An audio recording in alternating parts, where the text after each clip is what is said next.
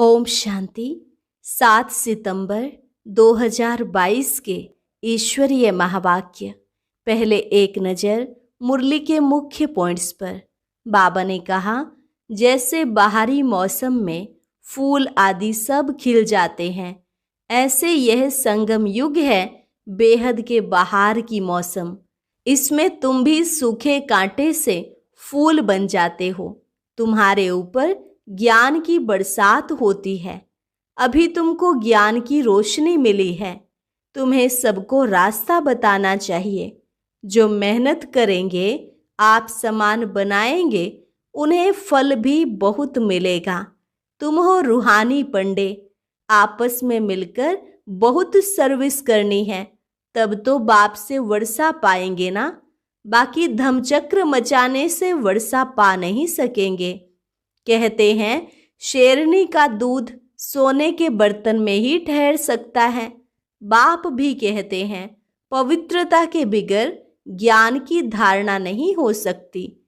इस काम महाशत्रु को जीतो, पवित्र बनो। पढ़ाई की बातें रोज बुद्धि में आनी चाहिए। मुख खोलने की प्रैक्टिस करनी है। तुम बहुतों को समझा सकते हो। अपनी उन्नति के लिए प्रबंध रचना है। जब तक जीना है, तब तक ज्ञान अमृत पीते रहना है। मुख से सदैव ही रत्न निकलने चाहिए, तभी तुम रूप बसंत कहलाएंगे। अब तुम्हारे ज्ञान चक्षु खुल रहे हैं। तुम्हें ज्ञान का तीसरा नेत्र मिला है, जिससे तुम त्रिकालदर्शी, त्रिनेत्री, स्वदर्शन चक्रधारी बने हो। और लास्ट में बाबा ने कहा, जितना हो सके ज्ञान में बड़ा हर्षित मुख, गंभीर विशाल बुद्धि बन सुख महसूस करते रहना है। स्वर्ग का वर्षा मिल रहा है, और क्या चाहिए। तुमको कितनी खुशी मनानी चाहिए। और अब सुनते हैं महावाक्यों को विस्तार से। मुरली का सार। मीठे बच्चे, बाप की शिक्षाओं को धारण कर तुम्हें गुणवान फूल बनना है। तुम्हें ज्ञान की रोशनी मिली है, इसलिए सदा हर्षित रहना है। प्रश्न, तुम बच्चों की कौन सी गुह्य रमणीक बातें हैं जो मनुष्य सुनकर मूझते हैं? उत्तर, तुम कहते हो अभी हम ब्राह्मण कुलभूषण स्वदर्शन चक्रधारी हैं। हम ज्ञान की शंख ध्वनि करने वाले हैं। हम त्रिनेत्री त्रिकालदर्शी हैं। यह देवताओं को जो अलंकार देते हैं, वह सब हमारे हैं। यह बातें सुनकर मनुष्य मूझते हैं। तुम कहते हो बाप मुख से जो नॉलेज देते हैं, यह शंख ध्वनि है। इससे हम मनुष्य से देवता बनते हैं। इसी को ही मुरली कहा जाता है। काठ की मुरली नहीं है। यह भी बहुत गुह्य रमणीक बातें हैं, जिसे समझने में मनुष्यों को मुश्किल लगता है। गीत, यही बहार है दुनिया को भूल जाने की। ओम शांति। मीठे मीठे ईश्वरीय संतान जानते हैं कि हमारे लिए सबसे ऊंची बहार की यह मौसम है। बाहरी मौसम में फूल आदि सब खिल जाते हैं। यह है बेहद के बहार की मौसम। तुम पर ज्ञान की बरसात होती है, तो सूखे कांटे से तुम फूल बन जाते हो। यह भी तुम ही जानो। नंबरवार पुरुषार्थ अनुसार कोई तो बहुत खुशी में रहते हैं कि हम इस ज्ञान वर्षा से कांटे से फूल बनते हैं। झाड़ जब एकदम सूख जाता है, तो एक भी पत्ता नहीं रहता। हर वर्ष यह हाल होता है। फिर बरसात में पत्ते भी सुंदर, फूल भी बड़े सुंदर हो जाते हैं। तो यह ज्ञान बरसात की बाहरी मौसम फर्स्ट क्लास है। अब यह है कांटों की दुनिया। झाड़ कहता है मैं कांटों का झाड़ बन गया हूँ। फिर ज्ञान बरसात से फूलों का झाड़ बनता हूँ। तुम एक एक चैतन्य झाड़ हो ना। अभी तुमको ज्ञान की रोशनी मिली है, जिससे तुम उच्च पद पाते हो। तुम क्या से क्या बनते हो? तुम जानते हो अभी हम अपवित्र से पवित्र बनते हैं। विष्णु भी युगल रूप है ना, साक्षात्कार जोड़ी रूप का होता है। विष्णु को 4 भुजाएं दिखाते हैं ना, परंतु उनको ज्ञान तो कुछ भी है नहीं। 2 रूप मिलकर डांस करते हैं। बाप समझाते हैं दिवाली होती है तो महालक्ष्मी आती है, तुम दोनों को बुलाते हो। आगे लक्ष्मी पीछे नारायण होता है। लक्ष्मी 2 भुजा वाली होती है, महालक्ष्मी 4 भुजा वाली होती है। परंतु यह बातें अभी तुम जानते हो, आगे बिल्कुल ही नहीं जानते थे, एकदम कांटे थे, सो अब फूल बन रहे हो। ग्रंथ में भी कहा है, मनुष्य से देवता किए करत न लागी वार। देवताएं होते हैं सतयुग में, वह हैं दैवी गुण वाले। इस समय के मनुष्य हैं आसुरी गुण वाले, तुम हो ईश्वरीय गुण वाले। ईश्वर बैठ हमको गुणवान बनाते हैं। बाबा की शिक्षा से हम सर्वगुण संपन्न बनते हैं। भारत की महिमा है, अर्थात भारत में रहने वालों की बड़ी महिमा गाते हैं, परंतु उनको यह पता नहीं कि उन्हों को ऐसा बनाने वाला कौन है। बड़े बड़े मंदिर बनाते हैं, परंतु उनके ऑक्यूपेशन का पता नहीं है। तुमको तो बहुत रोशनी मिली है, तुमको बहुत हर्षित रहना है, वहां भी 21 जन्मों के लिए हर्षित रहेंगे। तुम जानते हो हम 21 जन्मों का पद लेने के लिए ये पढ़ाई पढ़ते हैं। कमाई नॉलेज से होती है। गॉड फादरली स्टूडेंट लाइफ है। सूर्यवंशी घराने के मालिक बनते हैं, गोया स्वर्ग के मालिक बनते हैं। पावन दुनिया में भी सब एक जैसा पद तो नहीं लेते, सिर्फ एक लक्ष्मी नारायण तो राज्य नहीं करते हैं ना, यह भी किसको पता नहीं है।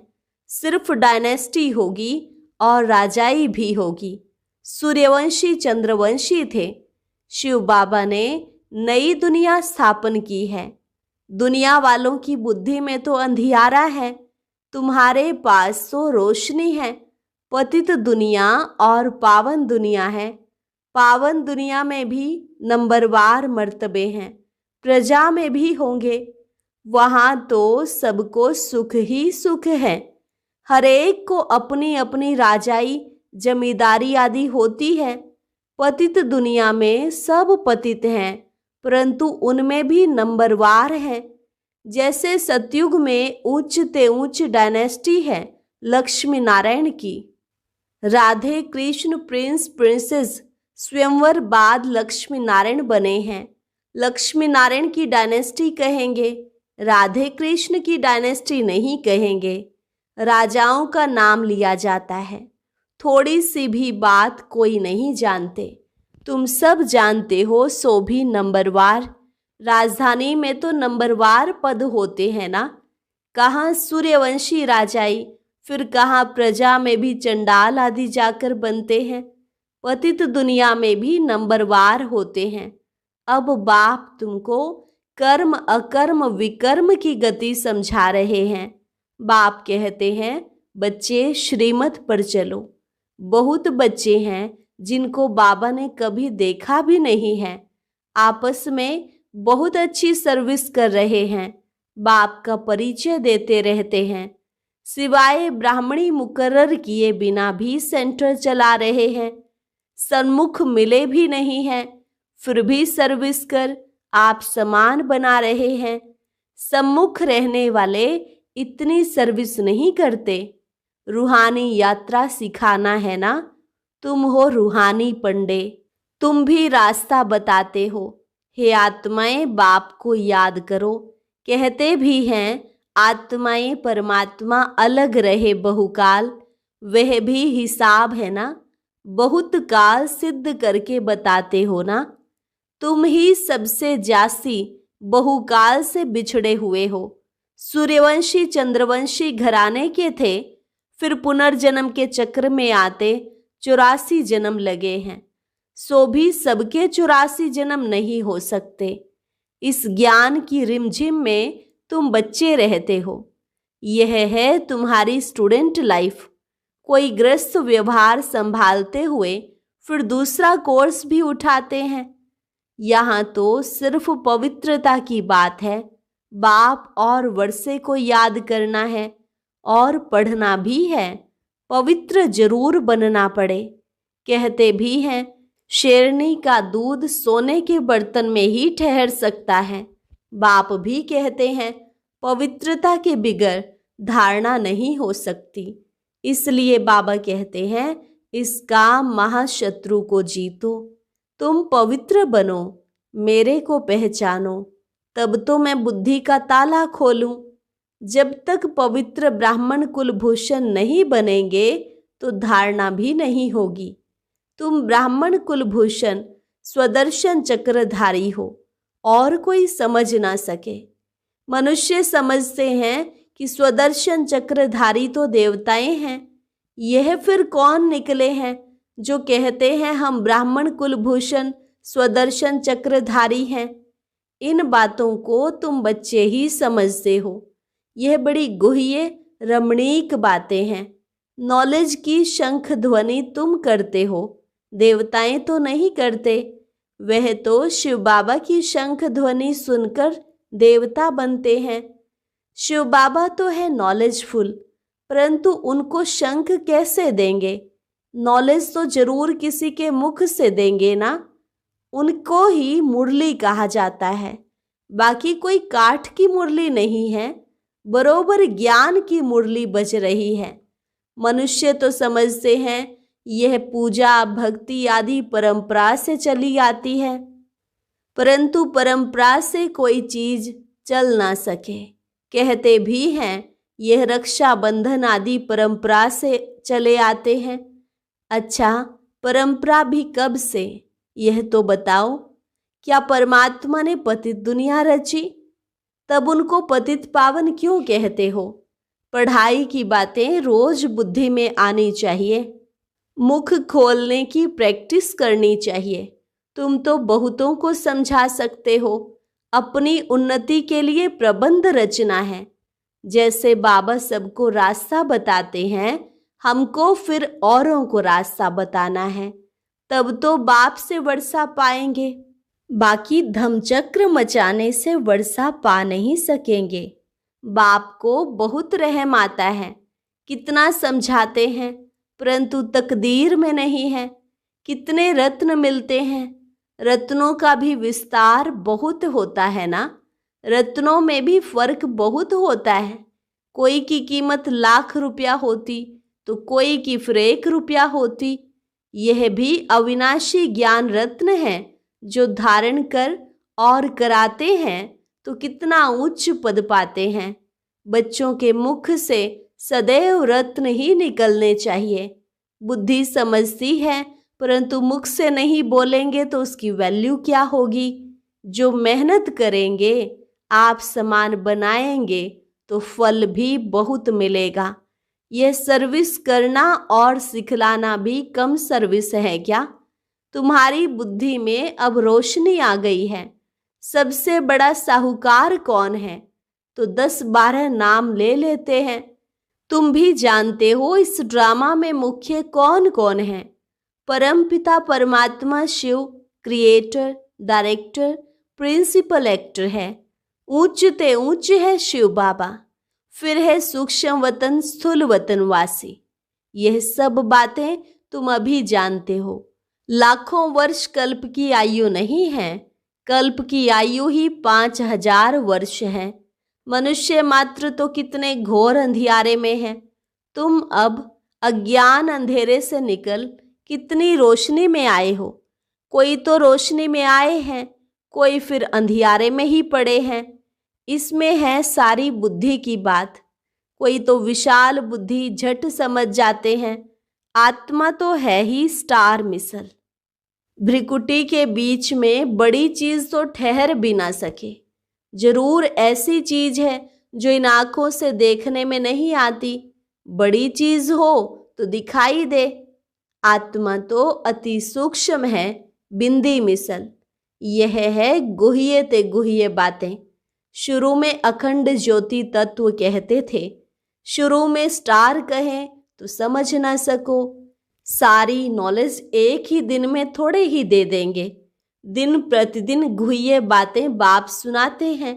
ज्ञान सागर से अथाह धन मिलता है। जब तक जीना है तब तक ज्ञान अमृत पीते रहना है।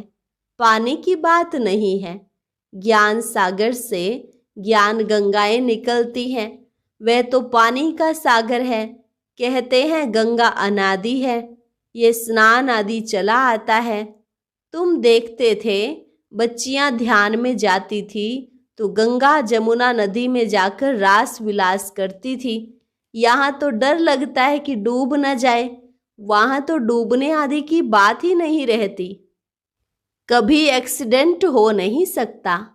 तो यही बहार है जबकि तुम कौड़ी से हीरा अथवा पतित से पावन बनते हो। पावन दुनिया बनेगी तो जरूर पतित दुनिया का विनाश होगा। महाभारत में तो पूरा दिखाया नहीं है। दिखाते हैं पांडव पहाड़ों पर जाकर गल मरे, साथ में कुत्ता ले गए। क्या पांडव कुत्तों को भी पालते हैं क्या? तुम तो कुत्ता पालते नहीं हो। कुत्ते का मान कितना रखा है। बहुत लोग कुत्ता पालते हैं। बाप तुम बच्चों को समझाते हैं। तुम बच्चों को बहुत हर्षित रहना है। तुम्हारे पर नित्य ज्ञान वर्षा हो रही है। तुम जानते हो कि बाबा कैसे आते हैं। ज्ञान वर्षा करते हैं और भारत में ही आते हैं। इसलिए भारत की बड़ी महिमा है। भारत ही अविनाशी खंड है। भारत ही अविनाशी बाप का बर्थ प्लेस है। जो शिव बाबा सभी को पावन बनाने वाला है और कोई जानते नहीं। वह तो कह देते परमात्मा नाम रूप से न्यारा है, सर्वव्यापी है। कितनी बातें बता दी हैं। बाप कहते हैं मैं आता हूँ, मुझे ब्राह्मण जरूर रचने हैं। कहते भी हैं कि हम ब्रह्मा की औलाद हैं, तब तो ब्राह्मण कहलाते हैं। परंतु यह बातें भूल गए हैं। शिव बाबा ने क्या आकर किया, कैसे ब्रह्मा मुख वंशावली बनाया। तुम अब जानते हो शिव बाबा आए हैं, वह है रचयिता। तो जरूर नई दुनिया ही रची होगी। किसको भी पता नहीं है। ना जानने के कारण गालियां देते रहते हैं। इसलिए बाप कहते हैं यदा यदा ही धर्मस्य ग्लानिर्भवति भारत। यह किसने कहा? श्री कृष्ण ने तो नहीं कहा। श्री कृष्ण की आत्मा को भी अब मालूम पड़ा है कि हम 84 जन्म लेते हैं। तुम जो पहले पास हो, ट्रांसफर होते हो, वही पहले जन्म लेते हैं। तुम्हारी बुद्धि में कितनी रोशनी है। ऑपरेशन करते हैं तो एक आंख निकाल दूसरी आंख डाल देते हैं, जिससे रोशनी आ जाती है। कोई का डिफेक्ट रह भी जाता है। तुम आत्माओं के ज्ञान चक्षु खत्म हो गए हैं। वह देने के लिए बाबा आया है। तुम्हारे ज्ञान चक्षु खुल रहे हैं। तीसरा नेत्र ज्ञान का है, जो अब तीसरा नेत्र फिर देवताओं को दे दिया है। अलंकार चक्र आदि भी विष्णु को दे दिया है। वास्तव में तीसरा नेत्र तुम ब्राह्मणों का है। तुम ही हो सर्वोत्तम ब्राह्मण कुलभूषण। दैवी कुल और आसुरी कुल है। वर्ण कहो, कुल कहो, बात एक ही है, ज्ञान एक ही है। कितनी अच्छी बातें हैं जो कोई भी शास्त्रों में नहीं है। तुम अब त्रिकालदर्शी, त्रिनेत्री, स्वदर्शन चक्रधारी बने हो। कमल पुष्प समान पवित्र रहने का पुरुषार्थ करने वाले हो। तुम जानते हो किसकी आंख अच्छी खुली है, किसकी खुलती जाती है। आखिरी 100% खुल ही जाएगी। मुख से ज्ञान रत्न निकलते रहेंगे, तब तो रूप बसंत कहलाएंगे। अब तुम मेहनत करो, पुरुषार्थ करना चाहिए। जितना हो सके ज्ञान में बड़ा हर्षित मुख, गंभीर विशाल बुद्धि बन सुख महसूस करते रहना है। स्वर्ग का वर्षा मिल रहा है और क्या चाहिए। कितनी खुशी मनानी चाहिए। अच्छा, मीठे मीठे सिकिलधे बच्चों प्रति माता पिता बाप दादा का याद प्यार और गुड मॉर्निंग। रूहानी बाप की रूहानी बच्चों को नमस्ते। रूहानी बच्चों की रूहानी बाप दादा को नमस्ते नमस्ते, गुड मॉर्निंग। धारणा के लिए मुख्य सार। पहली पॉइंट, सदा ज्ञान की रिमझिम में रहना है। रूहानी पंडा बन सबको रास्ता बताना है। मुख से ज्ञान रत्न ही निकालने हैं। दूसरी पॉइंट, ज्ञान मनन कर सदा हर्षित मुख, गंभीर और विशाल बुद्धि बन सुख का अनुभव करना और कराना है। वरदान, धन कमाते अथवा संबंधों को निभाते हुए दुखों से मुक्त रहने वाले नष्टो मोहा ट्रस्टी भव। धन कमाते अथवा संबंधों को निभाते हुए दुखों से मुक्त रहने वाले नष्टो मोहा ट्रस्टी भव। लौकिक संबंधों के बीच में रहते संबंध निभाना अलग चीज है और उनके तरफ आकर्षित होना अलग चीज है। ट्रस्टी होकर धन कमाना अलग चीज है। लगाव से कमाना, मोह से कमाना अलग चीज है। नष्टो मोहा वो ट्रस्टी की निशानी है। दुख अशांति का नाम निशान ना हो। कभी कमाने में धन नीचे ऊपर हो जाए, वह संबंध निभाने में कोई बीमार हो जाए तो भी दुख की लहर ना आए। सदा बेफिक्र बादशाह। स्लोगन, रहम दिल उसे कहा जाता है जो निर्बल को हिम्मत और बल देता रहे। रहम दिल उसे कहा जाता है जो निर्बल को हिम्मत और बल देता रहे।